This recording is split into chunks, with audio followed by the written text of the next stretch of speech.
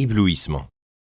Le soleil était arrivé au tiers de sa course à peu près, et ses rayons de mai donnaient, chauds et vivifiants, sur ces rochers, qui eux-mêmes semblaient sensibles à sa chaleur, des milliers de cigales, invisibles dans les bruyères, faisaient entendre leurs murmures monotones et continus. Les feuilles des myrtes et des oliviers s'agitaient frissonnantes et rendaient un bruit presque métallique. À chaque pas que faisait Edmond sur le granit échauffé, il faisait fuir des lézards qui semblaient des émeraudes. On voyait bondir au loin, sur les talus inclinés, des chèvres sauvages qui parfois y attirent les chasseurs. En un mot, l'île était habitée, vivante, animée. Et cependant, Edmond s'y sentait seul, sous la main de Dieu. Il éprouvait je ne sais quelle émotion assez semblable à de la crainte. C'était cette défiance du grand jour, qui fait supposer, même dans le désert, que des yeux inquisiteurs sont ouverts sur nous. Ce sentiment fut si fort qu'au moment de se mettre à la besogne, Edmond s'arrêta, déposa sa pioche, reprit son fusil, gravit une dernière fois le roc le plus élevé de l'île, et de là, jeta un vaste regard sur tout ce qui l'entourait. Mais, nous devons le dire, ce qui attira son attention, ce ne fut ni cette Corse poétique dont il pouvait distinguer jusqu'aux maisons, ni cette Sardaigne presque inconnue qui lui fait suite, ni l'île d'Elbe aux souvenirs gigantesques, ni enfin cette ligne imperceptible qui s'étendait à l'horizon et qui, à l'œil exercé du marin, révélait Gênes, la superbe, et Livourne, la commerçante. Non, ce fut le Brigantin qui était parti au point du jour et la Tartane qui venait de partir. Le premier était sur le point de disparaître au détroit de Bonifacio. L'autre, suivant la route opposée, côtoyait la Corse, qu'elle s'apprêtait à doubler. Cette vue rassura Edmond. Il ramena alors les yeux sur les objets qui l'entouraient plus immédiatement. Il se vit sur le point le plus élevé de l'île, conique, grêle statue de cet immense piédestal. Au-dessus de lui, pas un homme. Autour de lui, pas une barque. Rien que la mer azurée, qui venait battre la base de l'île, et que ce choc éternel brodait d'une frange d'argent. Alors, il descendit d'une marche rapide, mais cependant pleine de prudence. Il craignait fort, en un pareil moment, un accident semblable à celui qu'il avait si habilement et si heureusement simulé. Dantès, comme nous l'avons dit, avait repris le contre-pied des entrailles laissées sur les rochers, et il avait vu que cette ligne conduisait à une espèce de petite crique cachée, comme un bain de nymphes antiques. Cette crique était assez large à son ouverture, et assez profonde à son centre, pour qu'un petit bâtiment du genre des spéronards pût y entrer et y demeurer caché. Alors, en suivant le fil des inductions, ce fil commun de l'abbé Faria, il avait vu guider l'esprit d'une façon si ingénieuse dans le dédale des probabilités, il songea que le cardinal Spada, dans son intérêt à ne pas être vu, avait abordé à cette crique, y avait caché son petit bâtiment, avait suivi la ligne indiquée par des entailles, et avait, à l'extrémité de cette ligne, enfoui son trésor. C'était cette supposition qui avait ramené Dantès près du rocher circulaire. Seulement, cette chose inquiétait Edmond, et bouleversait toutes les idées qu'il avait en dynamique. Comment avait-on pu, sans employer des forces considérables, hisser ce rocher qui pesait peut-être 5 ou 6 milliers, sur l'espèce de base où il reposait? Tout à coup, une idée vint à Dantès. Au lieu de le faire monter, se dit-il, on l'aura fait descendre. Et lui-même s'élança au-dessus du rocher, afin de chercher la place de sa base première. En effet, bientôt, il vit qu'une pente légère avait été pratiquée.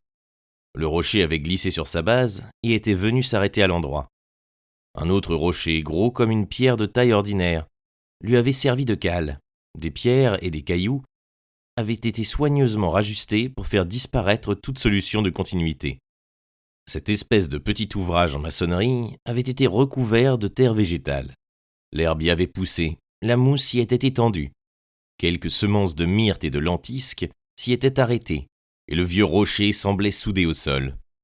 Dantès enleva avec précaution la terre, et reconnut, ou crut reconnaître, tout cet ingénieux artifice. Alors il se mit à attaquer avec sa pioche cette muraille intermédiaire cimentée par le temps. Après un travail de 10 minutes, la muraille céda, et un trou à y fourrer le bras fut ouvert. Dantès alla couper l'olivier le plus fort qu'il put trouver, le dégarnit de ses branches, l'introduisit dans le trou et en fit un levier. Mais le roc était à la fois trop lourd et calé trop solidement par le rocher inférieur pour qu'une force humaine, fût-ce celle d'Hercule lui-même, put l'ébranler. Dantès réfléchit alors que c'était cette cale elle-même qu'il fallait attaquer. Mais par quel moyen? Dantès jeta les yeux autour de lui, comme font les hommes embarrassés, et son regard tomba sur une corde de mouflon pleine de poudre que lui avait laissée son ami Jacopo. Il sourit. L'invention infernale allait faire son œuvre. À l'aide de sa pioche, Dantès creusa, entre le rocher supérieur et celui sur lequel il était posé, un conduit de mine comme ont l'habitude de faire les pionniers, lorsqu'ils veulent épargner au bras de l'homme une trop grande fatigue. Puis il le bourra de poudre. Puis, effilant son mouchoir et le roulant dans le salpêtre, il en fit une mèche. Le feu mis à cette mèche, Dantès s'éloigna. L'explosion ne se fit pas attendre. Le rocher supérieur fut en un instant soulevé par l'incalculable force. Le rocher inférieur vola en éclats.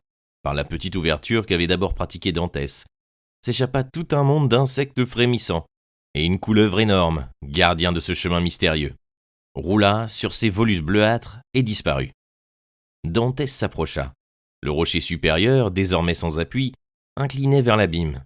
L'intrépide chercheur en fit le tour, choisit l'endroit le plus vacillant, appuya son levier dans une de ses arêtes et, pareil à Sisyphe, se roidit de toute sa puissance contre le rocher.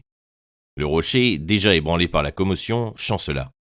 Dantès redoubla d'efforts. On eût dit un de ces titans qui déracinait des montagnes pour faire la guerre au maître des dieux. Enfin, le rocher céda, roula, bondit, se précipita et disparut s'engloutissant dans la mer. Il laissait découverte une place circulaire et mettait au jour un anneau de fer scellé au milieu d'une dalle de forme carrée. Dantès poussa un cri de joie et d'étonnement. Jamais plus magnifique résultat n'avait couronné une première tentative. Il voulut continuer, mais ses jambes tremblaient si fort, et son cœur battait si violemment, mais un nuage si brûlant passait devant ses yeux, qu'il fut forcé de s'arrêter. Ce moment d'hésitation eut la durée de l'éclair. Edmond passa son levier dans l'anneau, leva vigoureusement, et la dalle descellée s'ouvrit, découvrant la pente rapide d'une sorte d'escalier qui allait s'enfonçant dans l'ombre d'une grotte de plus en plus obscure. Un autre se fut précipité, eut poussé des exclamations de joie. Dantès s'arrêta, pâlit, douta. « Voyons, se dit-il, soyons hommes. Accoutumés à l'adversité, ne nous laissons pas abattre par une déception. Ou sans cela, ce serait donc pour rien que j'aurais souffert. Le cœur se brise, lorsque, après avoir été dilaté outre mesure par l'espérance à la tiède haleine, il rentre et se referme dans la froide réalité. Faria a fait un rêve. Le cardinal Spada n'a rien enfoui dans cette grotte. Peut-être même n'y est-il jamais venu.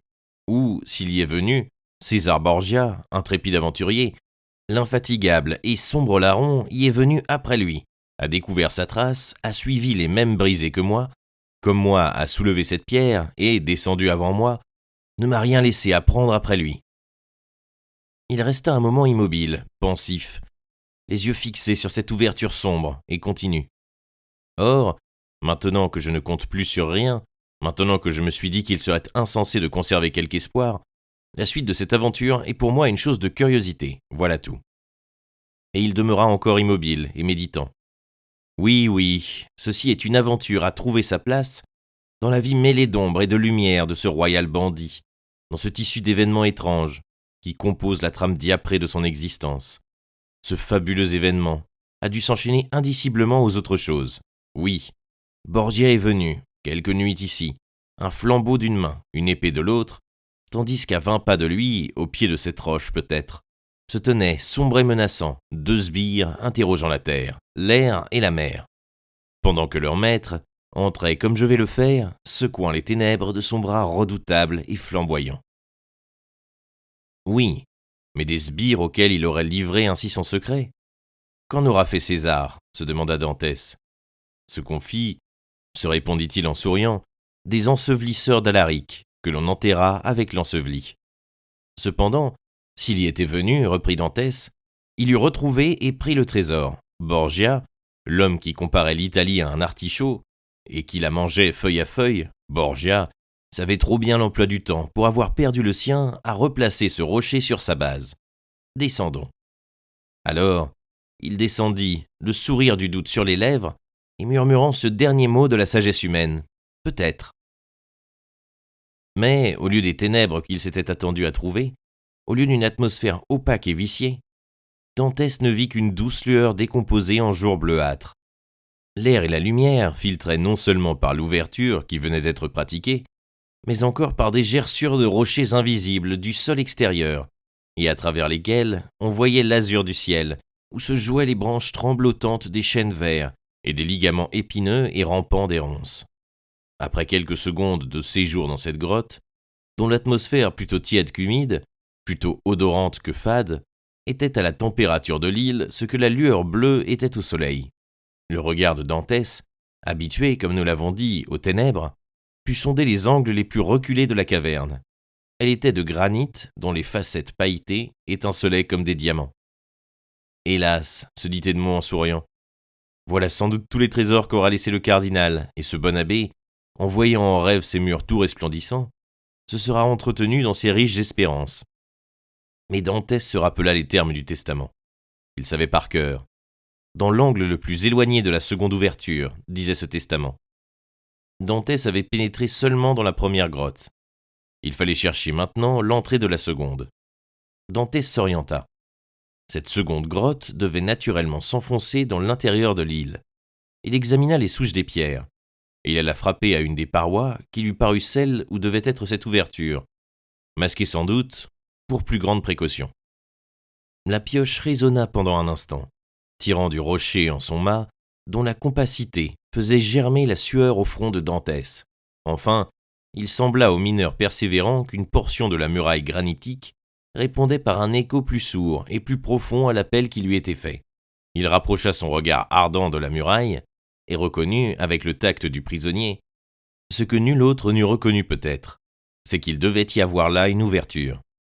Cependant, pour ne pas faire une besogne inutile, Dantès, qui, comme César Borgia, avait étudié le prix du temps, sonda les autres parois avec sa pioche, interrogea le sol avec la crosse de son fusil, ouvrit le sable aux endroits suspects, et n'ayant rien trouvé, rien reconnu, revint à la portion de la muraille qui rendait ce son consolateur. Il frappa de nouveau et avec plus de force. Alors, il vit une chose singulière, c'est que, sous les coups de l'instrument, une espèce d'enduit, pareil à celui qu'on applique sur les murailles pour peindre à fresque, se soulevait et tombait en écailles, découvrant une pierre blanchâtre et molle, pareille à nos pierres de taille ordinaire. On avait fermé l'ouverture du rocher, avec des pierres d'une autre nature. Puis on avait étendu sur ces pierres cet enduit. Puis, sur cet enduit, on avait imité la teinte et le cristallin du granit. Dantès frappa alors, par le bout aigu de sa pioche, qui entra d'1 pouce dans la porte-muraille. C'était là qu'il fallait fouiller. Par un mystère étrange de l'organisation humaine, plus les preuves que Faria ne s'était pas trompé devaient en s'accumulant rassurer Dantès, plus son cœur défaillant se laissait aller au doute, et presque au découragement. Cette nouvelle expérience, qui aurait dû lui donner une force nouvelle, lui ôta la force qui lui restait. La pioche descendit, s'échappant presque de ses mains. Il la posa sur le sol, s'essuya le front et remonta vers le jour, se donnant à lui-même le prétexte de voir si personne ne l'épiait, mais en réalité, parce qu'il avait besoin d'air, parce qu'il sentait qu'il allait s'évanouir. L'île était déserte, et le soleil, à son zénith, semblait la couvrir de son œil de feu. Au loin, de petites barques de pêcheurs ouvraient leurs ailes sur la mer d'un bleu de saphir. Dantès n'avait encore rien pris, mais c'était bien long de manger dans un pareil moment. Il avala une gorgée de rhum et rentra dans la grotte le cœur raffermi. La pioche, qui lui avait semblé si lourde, était redevenue légère. Il la souleva comme il l'eût fait d'une plume, et se remit vigoureusement à la besogne. Après quelques coups, il s'aperçut que les pierres n'étaient point scellées, mais seulement posées les unes sur les autres, et recouvertes de l'enduit dont nous avons parlé. Il introduisit dans une des fissures la pointe de la pioche, pesa sur le manche, et vit avec joie la pierre rouler sur des gonds et tomber à ses pieds. Dès lors, Dantès n'eut plus qu'à tirer chaque pierre à lui, avec la dent de fer de la pioche, et chaque pierre à son tour roula près de la première. Dès la première ouverture, Dantès eût pu entrer, mais en tardant de quelques instants, s'était retardé la certitude en se cramponnant à l'espérance.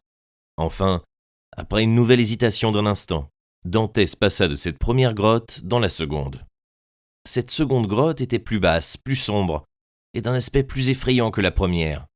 L'air, qui n'y pénétrait que par l'ouverture pratiquée à l'instant même, avait cette odeur méphitique que Dantès s'était étonné de ne pas trouver dans la première. Dantès donna le temps à l'air extérieur d'aller raviver cette atmosphère morte et entra. À gauche de l'ouverture était un angle profond et sombre. Mais nous l'avons dit, pour l'œil de Dantès, il n'y avait pas de ténèbres. Il sonda du regard la seconde grotte. Elle était vide comme la première. Le trésor, s'il existait, était enterré dans cet angle sombre. L'heure de l'angoisse était arrivée. 2 pieds de terre à fouiller, c'est tout ce qui restait à Dantès entre la suprême joie et le suprême désespoir. Il s'avança vers l'angle et, comme pris d'une résolution subite, il attaqua le sol hardiment. Au 5e ou 6e coup de pioche, le fer résonna sur du fer. Jamais tocsin funèbre, jamais glas frémissant ne produisit pareil effet sur celui qui l'entendit.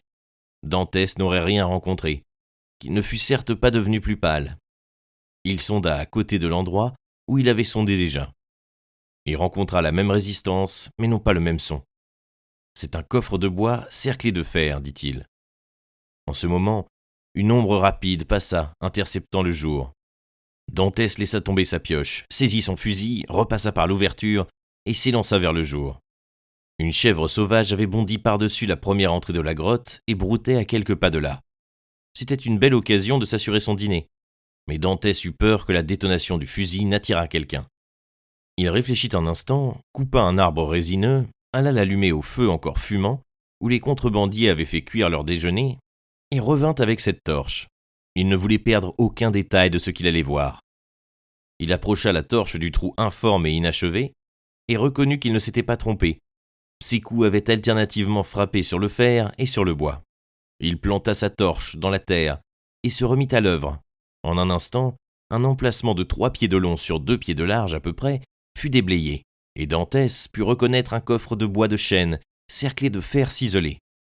Au milieu du couvercle resplendissaient, sur une plaque d'argent que la terre n'avait pu ternir, les armes de la famille Spada, c'est-à-dire une épée posée en pâle sur un écusson ovale, comme sont les écussons italiens, et surmontée d'un chapeau de cardinal.